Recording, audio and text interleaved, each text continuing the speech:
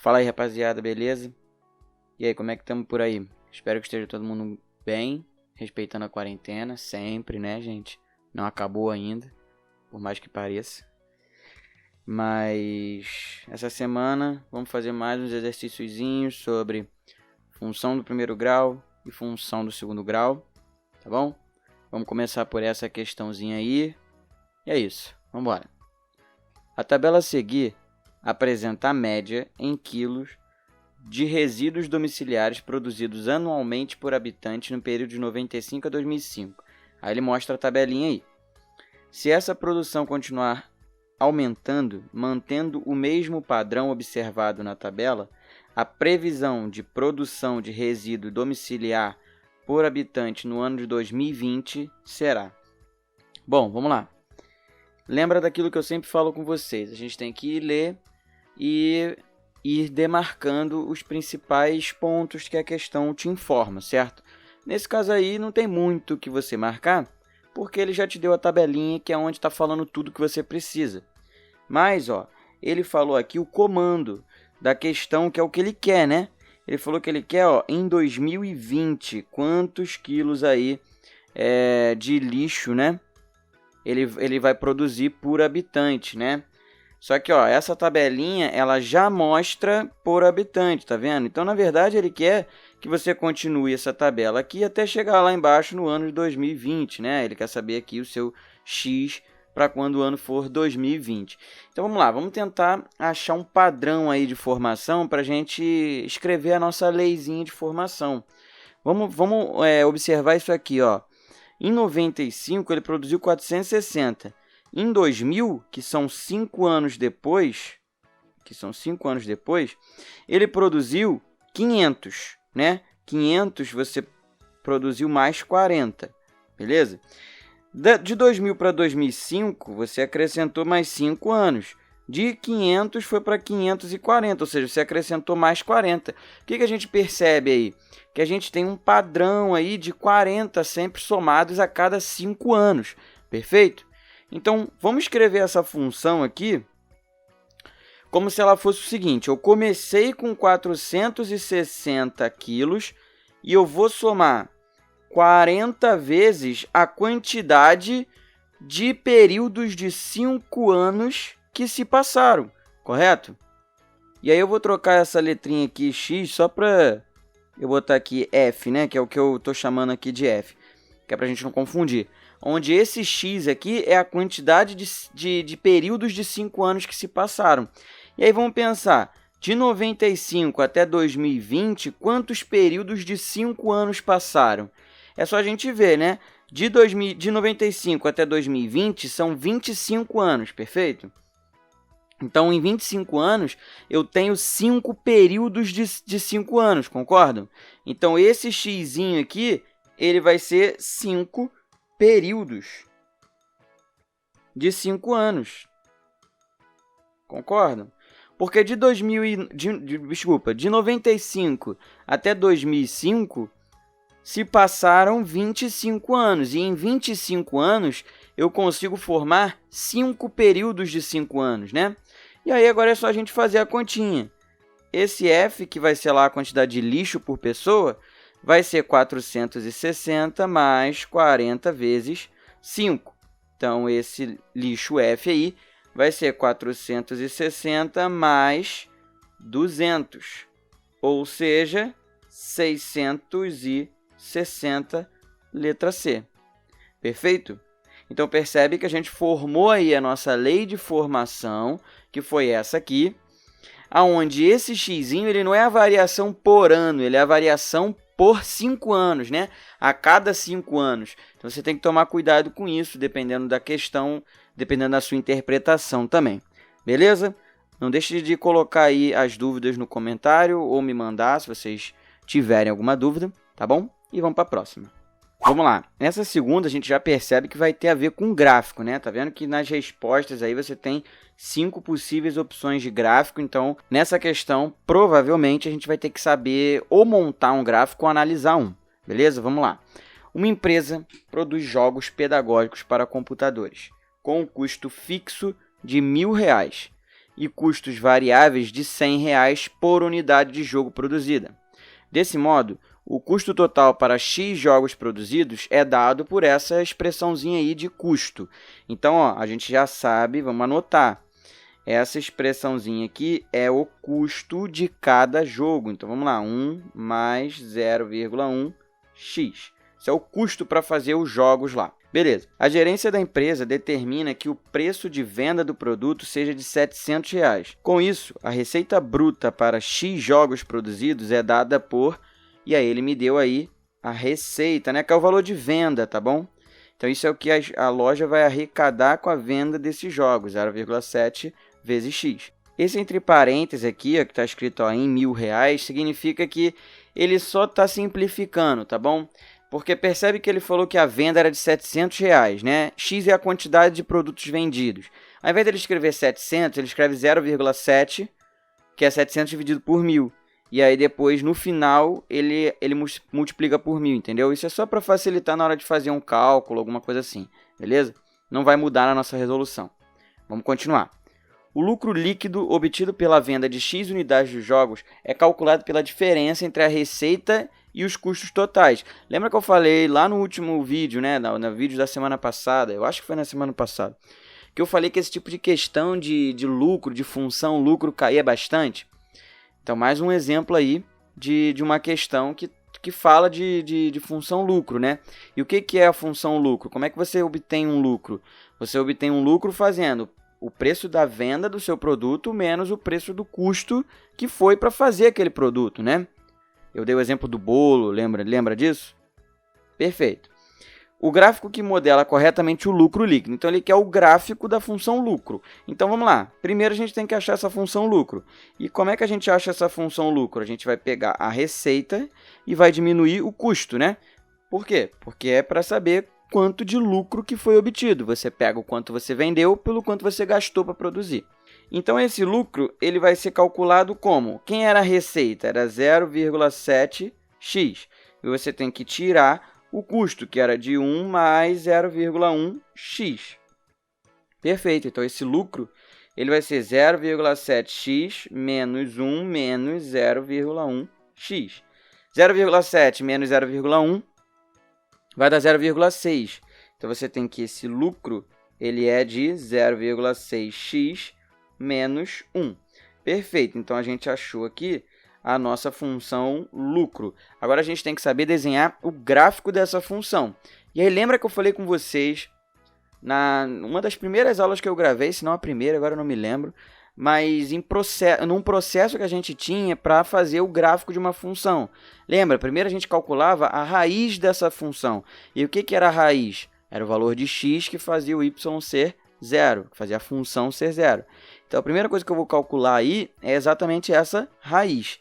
Ou seja, eu quero saber qual é o valor de x que faz o resultado ser zero. Então, eu vou pegar essa minha função lucro e eu vou colocar qual é o valor de x nessa função que faz o resultado ser zero, ou seja, o lucro ser zero. E aí, vamos calcular isso aqui. Vai ficar 0,6x igual a 1, né? Porque eu passei 1 para o outro lado. O x, então, vai ser 1 dividido por 0,6. Isso aqui é uma conta chata de fazer. Então, o que a gente vai fazer? A gente vai transformar esse troço aqui em fração. Percebe que isso aqui é 1 dividido por 0,6. Ou seja, isso vai ser 1 dividido por 6 décimos, né? Que é 0,6. Repete a primeira, multiplica pelo inverso da segunda. Ou seja, 5 terços. Por que 5 terços? Porque eu simplifiquei, ó, esse 10 com esse 6. Aqui vai ficar 5 e aqui vai ficar 3, né? Dividindo por 2 embaixo e em cima. Então, 5 terços é o valor de x que faz o y ser zero, ou seja, é a raiz. E a raiz é aquele valor onde o gráfico corta o eixo x, concorda? E aí, por isso, a gente vai eliminar a opção da letra A. Isso aqui a gente vai eliminar. Por quê? Porque percebe que o gráfico ele não corta o eixo x no positivo. Se fosse o da letra A, esse gráfico aqui, ó, ele deveria cortar o eixo x no 5 terços, que é mais ou menos aqui, tá bom? Então, ela teria que passar ali, e não é o caso. Então, a gente vai eliminar a letra A. A gente vai eliminar também a letra C, ó. pelo mesmo motivo. Ela teria que passar pelo ponto X.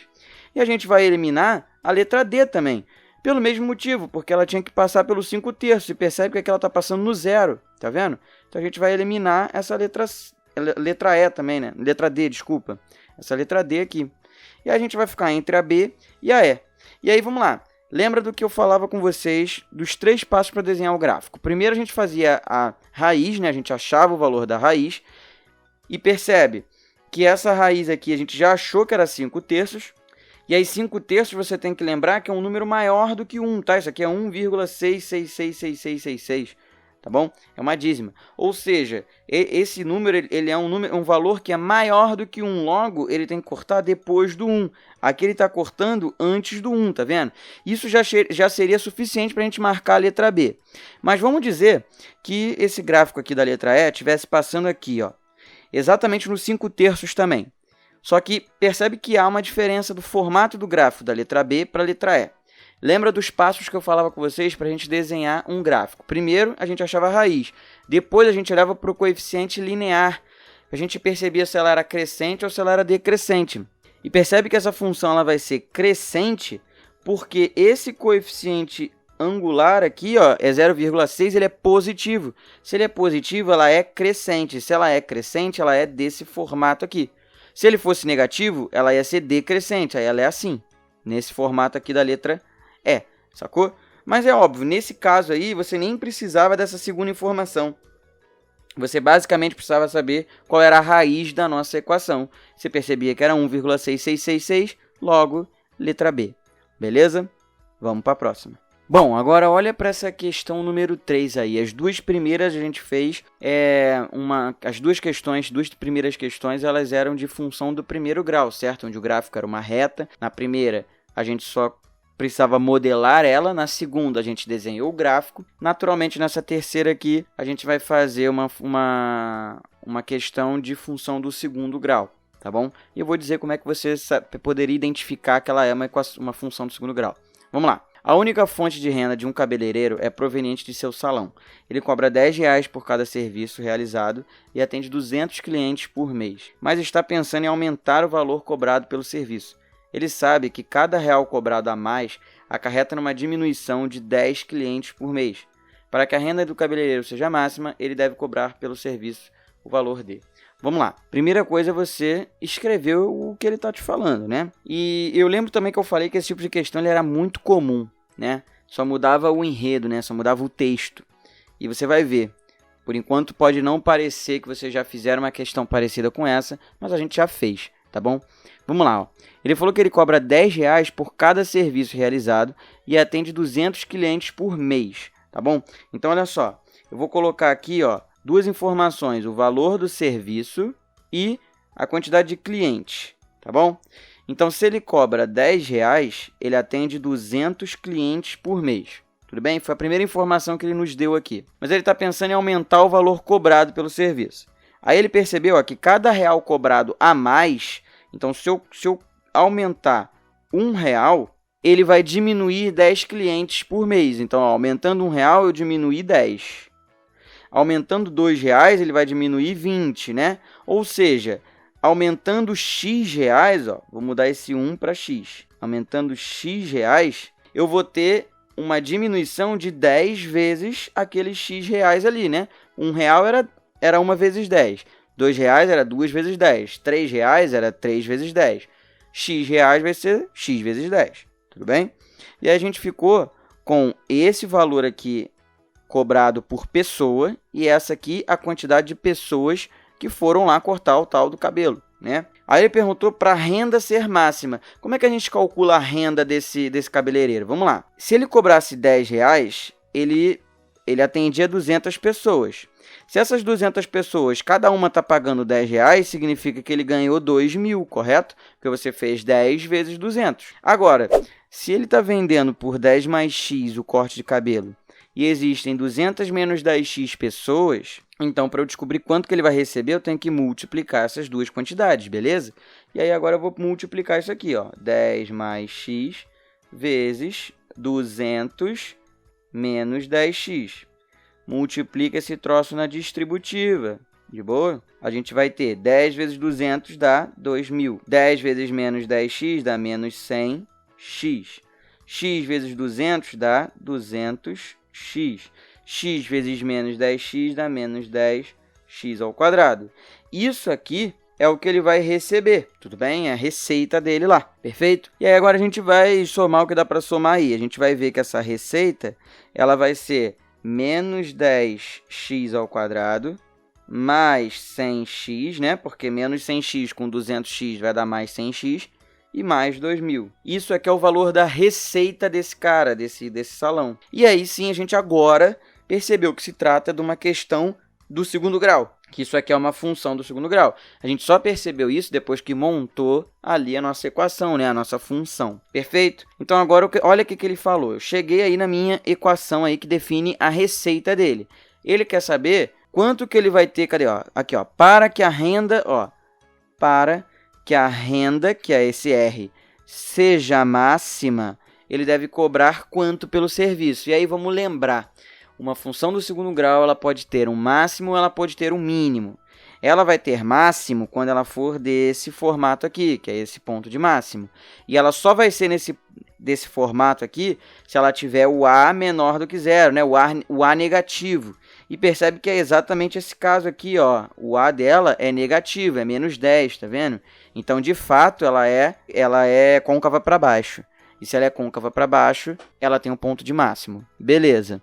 Agora, lembra do que eu falei, de ponto de máximo de função. Esse ponto de máximo, ele tem coordenadas de x e de y, ele é chamado de vértice da parábola. Se você quiser o ponto de máximo, você calcula o y do vértice. Esse aqui é o máximo da nossa função. Só que ele não quer o máximo, ele quer o valor para dar o máximo. Aí a gente vai calcular o x do vértice. O x do vértice ele é o valor de x, no caso, tá? Para a função ser máxima. Ou mínima, tá? Nesse caso, máxima, né? Porque ele tem um ponto de máximo. Então, nesse exercício, ele quer o x do vértice. Ele quer o valor de x para a função ser máxima. Ele quer qual é o valor de x que faz a receita ser máxima, sacou? Então, para a gente calcular isso, basta a gente fazer o x do vértice. E como é que a gente calcula o x do vértice? Aí vamos lembrar agora. Para a gente calcular o x do vértice, a gente faz menos b sobre 2a. Isso aqui é a coordenada do x do vértice. Esse b e esse a são os valores lá da nossa função. No caso da função aqui, o b é 100, né? Então, a gente vai ver que esse x do vértice vai ser menos 100 sobre 2 vezes o a. O a era menos 10, então vai ficar 2 vezes menos 10. Ou seja, vai ficar menos 100 sobre menos 20. Menos 100 dividido por menos 20, ó, você simplifica esse zerinho com esse zerinho aqui. Menos 10 dividido por menos 2 vai dar 5. E aí você olha para as opções e não tem 5, você acha que errou. Esse é o momento que você vai olhar de novo para o comando da questão. Ele quer saber, para que a renda do cabeleireiro seja máxima, ele deve cobrar quanto pelo serviço. Então, ele quer saber quanto que deve ser a cobrança do serviço. Só que lembra o que a gente está achando? A gente está achando um valor de x. Lembra o que era x? Ó? X era esse valorzinho de aumento aqui. Perfeito? Então, se você viu que o x tem que ser 5, na verdade, o valor do corte ele vai ser 10 mais 5, né? Ele vai ser 10 mais 5, porque ele é o 10 de antes mais os 5 de aumento. Logo, ele vai ser 15. Então, você tem que cobrar aí R$15, letra D. Tudo bem? Então, toma cuidado. Até para você não achar que errou, quando na verdade você não fez nada de errado. Então é sempre importante, toda vez que você chega numa conclusão, lembra que eu sempre falo com vocês. Volta no enunciado e vê o que a questão está te pedindo. Para aí sim você marcar a questão, a alternativa correta. Tudo bem? Beleza, então, gente. Qualquer dúvida não deixa de colocar no comentário, se já estão ligados. Podem contar comigo sempre, é só me procurar. Valeu? Beijinho e até a próxima aula. É nóis!